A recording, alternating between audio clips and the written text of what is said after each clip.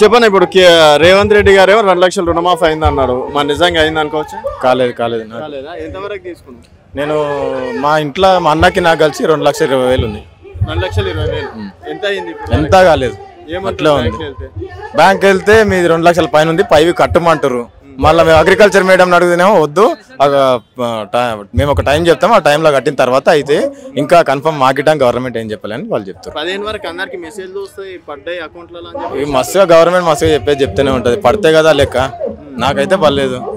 ఇప్పుడు రేవంత్ రెడ్డి మాట మీద నిలబడ్డట ఏడని దేవుళ్ళ మీద అంత ఒట్టేసిండు, కథం గాలికి వదిలిపెట్టిండు. ఆ పాపం మనకు కలుగుతుంది ఇప్పుడు. అంతే. రైతు భరోసా కూడా ప్రాబ్లమేనా? రైతు భరోసా ఏదైనా ఇంకా నాకు ఇంచుమించు ఈ టీఆర్ఎస్ కాంగ్రెస్ ప్రభుత్వం ఇప్పుడు ఎన్ని నెలలు అయింది వచ్చి? 9 నెలలు అవుతుంది. అప్పుడు వేసిన ఎవరు? కేసీఆర్ ఒకసారి వేసిండు. వీళ్ళది వచ్చిన తర్వాత 9 నెలలకు ఇంతవరకు రైతు బంధు వేయలే. అప్పుడు వేసిన కేసీఆర్ అవి 5,500 వేసిండు కాబట్టి కేసీఆర్ వేసిండు. అయినా ఈ ప్రభుత్వంలో ఏమొచ్చింది? రాలేదు కదా. ఏడొచ్చిందన్న బొంద పెడుతున్నారు మొత్తం. అంతే. వైఎస్ పాలన ఏం లేదు. వైఎస్ పాలన వైఎస్ మంచిగానే చేసిండు, దానికి పేరు పెట్టింది. వీళ్ళ పాలన దళిద్రం అయిపోయింది. ఎట్లా ఈరోజు కేటీఆర్ గారి మీటింగ్ సక్సెస్ అయింది అనుకోవచ్చా? అండ్ చెవెళ్ళ ప్రజల రెస్పాన్స్ ఎట్లా అనిపించింది? బ్రహ్మాండంగా సక్సెస్ అయింది.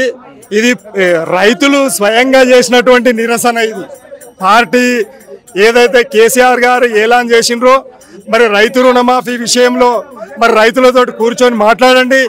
ఏ రైతుకైతే రుణమాఫీ జరగలేదు ఆ రైతుల లిస్టులు తీసి ప్రభుత్వానికి మరి పెట్టండి. ప్రభుత్వం ముందల ఖచ్చితంగా రుణమాఫీ అయ్యే విధంగా రైతులకు సహాయం చేయాలని చెప్పి పార్టీ కార్యకర్తలకు నాయకులకు ఆదేశించడం జరిగింది. అందులో భాగంగానే ఈరోజు తెలంగాణ వ్యాప్తంగా అన్ని మండల కేంద్రాలలో రుణమాఫీకి సంబంధించిన నిరసన దీక్షలు జరుగుతూ ఉన్నాయి బీఆర్ఎస్ పార్టీ. అందులో భాగంగానే ఈరోజు మా చెవెళ్ళ కేటీఆర్ గారు ఇచ్చేశారు.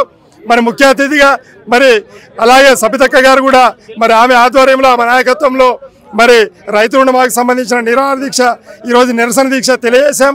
మరి ఎందుకు అనంటే రుణమాఫీ మొదటి సంతకమే రుణమాఫీ అన్నారు, మరి దానికి ప్రజలకు మోసం చేశారు కాబట్టి ఖచ్చితంగా రేవంత్ రెడ్డి రాజీనామా చేయాలి.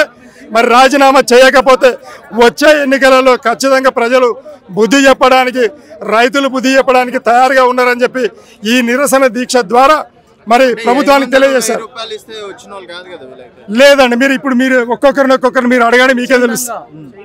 స్వచ్ఛందంగా వచ్చారు రైతులు. ఖచ్చితంగా ఇంకా అయిపోయింది. ఇది మరో తెలంగాణ ఉద్యమమే.